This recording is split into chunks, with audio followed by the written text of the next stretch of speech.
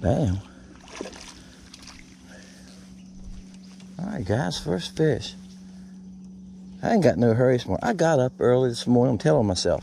I got up early this morning. Got me a bite to eat. And I thought, I'm going to get out of here early this morning.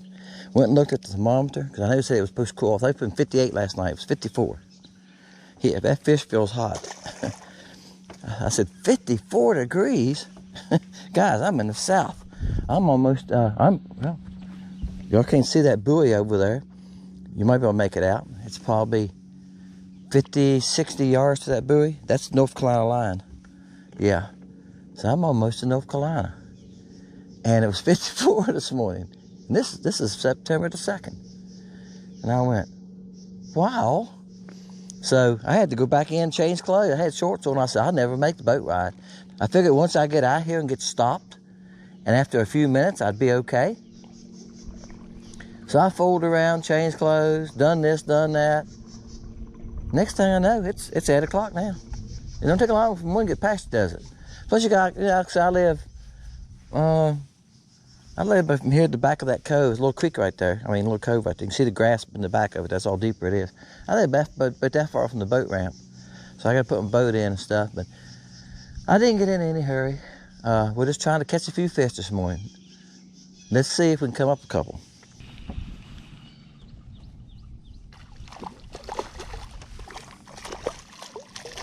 Bam. You gonna come in the boat with me? All right, guys, found another one.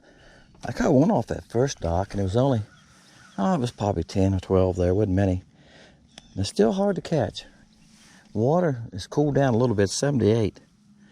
It was about, the main channel had been running 78, 79, but I'm at the creek mouth here. That's a nice fish, guys. He's probably 11 inches. First one was on I'm not fishing with any set bait day, guys. I'm just fishing. The first one was on a grub, Virginia shad color. I had a chartreuse tail on it. Now you can take a pin. I got a chartreuse pin. Y'all seen them, and you can put that pin on the tail. You can dip it in dye. I carry dye with me sometimes. That's a great thing about the chartreuse and the Virginia shad, blue boy. Some of the solid colors I have in the grubs, flash, even in the swim baits. If you want to put a tail on them, you can chartreuse the tail. Real easy on the solid color.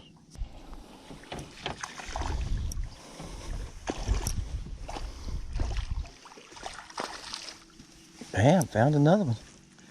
All right, guys, I must jump in docks. And I'm telling you, we're in the same scenario we've been in for the last 3 weeks or so. I say 1st of August, I caught fish. I had no problem. 11 inches. That's on the LC shad. Now, I call it junk fishing. When I used to bass fish, when I just do different baits, when I got something different on each rod. But I had to go to the LC shad. The fish are back there about that middle post right there, okay? To the left of this swimming thing. That's where they're at. And the only way I can get to them is through this opening right here, okay? And it's a good ways back there. I puts them back about 12 feet. So I get my boat positioned just right and get the right cast. And I've probably made 10 casts down before I caught one. That's the thing too. You got to get it in front of them right now. I said this before. You know, it's kind of like you're eating at the home and you done filled up and you're full and your belly going. You going, oh, I'm so full. And the wife or mama says, you want dessert? And you go, no. And she's cutting cake and sitting cake with chocolate cake, vanilla ice cream in front of everybody. And you go, well, I'll take a little piece. Or you go ahead and eat it, right? That's about how the mood they're in, because they're getting plenty to eat right now. You've got to hit them in the face and put it right in front of them. And if you get one or two of them to fall up most time, that's it. And sometimes one of them will go like, hey, it's mine. That's what happened this time. I seen 2 fall on it. And this one just came up from nowhere and said, hey, I'm taking it. But I got to get right in here before I can get to it. The wind's pushed me just slightly. I'm trying not to run my trolling motor no more than I have to. And I don't see my bait, guys. Now, I didn't see it last time. What I seen was the fish move. And when I seen the fish move, I seen them move again. I just start reeling slowly. I still don't see my bait. I see 2 of them. They're acting like they really interested in it. Like one One came up like he's going to take it, but he didn't. You see him right here now? So I done brought him here to this outside post here now. They don't follow me clean to this outside post. So I can see the fish, and sometimes I can see my bait. But when you got fish like that moving, it makes it really hard to see your bait because it's green. It's the same color as the fish. And if they're behind it, in front of it, it kind of, kind of camouflages it. It all blends in, and I got it on green. I like this emerald green. I just think it's easier for me to see. Maybe it's just my eyes. It's easier for me to see. It's easier for me to find my bait on it. I've tried all the colors on there. It's 2 or 3 other ones I like. Okay, but I keep going back to this emerald green. So y'all have seen me use different colors before if you watch my channel enough. But I keep going back to this emerald green because I think I can stand right back here like this, and it's easy for me to see. Got another one to hit, guys. Again, I didn't even see him. I didn't see nothing that time. I threw back and they were kind of kicking around scattered, and I just worked it. I just let it sink a little bit and kept reeling it real slow, and he hit it. Like I say, live scope can help you find him. Sometimes it can help you see him. He's a little fella. He's probably 8 1/4, 8 1/2. He went the wrong way, buddy. He'll come back. He'll get turned around there and go, hey, I'm going the wrong way. Doc's the other way. But you can't see your bait all the time. Even up close you can now. I watch a lot of the other YouTubers crappie fishing too, guys. And if you got your depth finder, I've got mine on 50 feet. I usually run mine on 50 feet all the time. And I watch some of the guys, and they got it on 25, 30 feet. Well, look, you put it on 25, 30 feet, your bait gets bigger. Okay, and that's why they do it. I know that's why they do it. I don't have to see my bait. That's the way I feel about it. And I'm fishing out further from me. I'm casting, skipping under the docks. I could have put it on 35 feet there, maybe 30, and kept them in the scope and made my bait bigger and see it and everything. But that's not that important to me. I use this live scope to find the fish. All right. If I'm fishing open water, like in the spring, we fish open water a lot. There's fish running open water now. I've seen some this morning.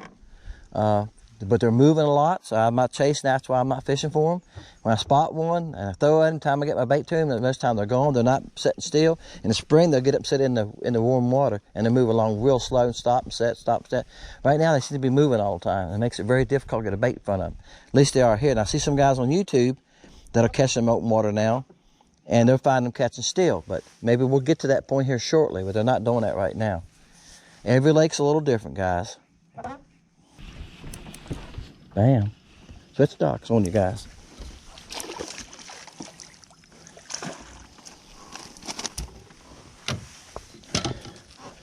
I must jump in docks. Like I said, once they quit on me, once I throw there a couple times, I'm gonna move my boat slowly. I put my trolling motor down, guys, on lows, on 3. I've done that because I don't think it makes quite as much noise. These fish are hard to catch anyway, so I'm doing everything I can. Most time I make a video, I make it about a bait or something like that, and I try to throw in a few things what I'm doing. Some of y'all have told me you appreciate me doing that because it gives you some ideas. That's a nice fish, guys. He ain't real long. He's probably 11 inches, but he's thick. This is the minnow color. Yeah. A lot of people still say minnow. They say minnow. I seen on Facebook, or I check my page every once in a while. I seen on Facebook where somebody had a thing that said maters and taters for sale and something else. I can't remember what it was. And somebody said, oh, that's country. Yeah, yeah. A lot of people say maters and taters. And we say it around the house sometimes just to be funny. I eat taters. But a lot of people don't say minnow. They say minnow. So that's what this color is. This is minnow color. Now, does it look like a minnow? And the guys, it's just silver and gold flake, real tiny flakes, 008. And what they do when those small flakes do is all they do is get a little shine. See that? Yeah. And it's got the same color, and that's in Silver Bullet. Now, Silver Bullet has a lot of it in it. This has very little in it, just enough to give it a gray tint. All right, a silver gray tint. That's all it is. It's almost a smoke. But it's not smoke, it's a silver color. Smoke, to make smoke, you put black in it. This coloring is called silver, and it's a deep silver, and that's all it does. So it looks, that's why I call it minnow. It looks like a little minnow. Now, I've got Flash. Flash has blue highlight in it. It has a little, you know, I'll tell you what the difference is between, some of y'all are saying, it's the same as Flash. No, it's not. Flash has blue highlight in it. So it has like a bluish skim on the outside of it, okay? Wow is smoke, but it's a light smoke with red flake in it. It's got silver, black, and red flake. Flash only has 2 silvers in it. 2 size silvers, yep. That gives it that flashy color. That's why I call it flashy. It is flashy. This has gold, silver, and gold in it. And real only small flake. So it's a little difference. And the guys, it doesn't take much to make a difference in clear water. If these fish can see, you know, see your bait at 10 or 12 feet, and even stain water, they got pretty good vision, right? So it doesn't take much to make a difference. All right, let's see if we can catch another one. Bam. All right, jumping docks, guys. I catch a couple. You know, I was watching Crappie Connection, the last video they put out with them guys were just talking about fish and catching. He's a small one too. He's about 8 inches.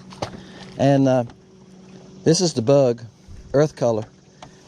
And he was saying that usually when you catch a few of the crappie out of the school on a black crappie, they quit on you.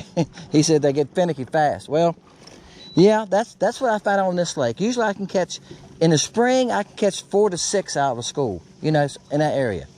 All right? And they've changed on me, and I can switch colors usually and catch 1 or 2 more. But right now the bite is tough anyway, so when you catch 1 or 2 out, it ends it. That one came off of a log right here. I'm not fishing the boathouse. See that log right here? See the couple on the end of the log? Now, I could tell they're not monster crappie. And I threw that minnow at them, that fluke at them, the minnow color, and they rose up and they chased it, and I thought, let me throw that bug in there one time just to see what they do. The bug will catch fish. Some of y'all love the bug. You're making comments, you catch a lot of fish on the bug. You can. If you just want to catch a bunch of fish, the bug will catch them. It's just something different about it. It's the size of it.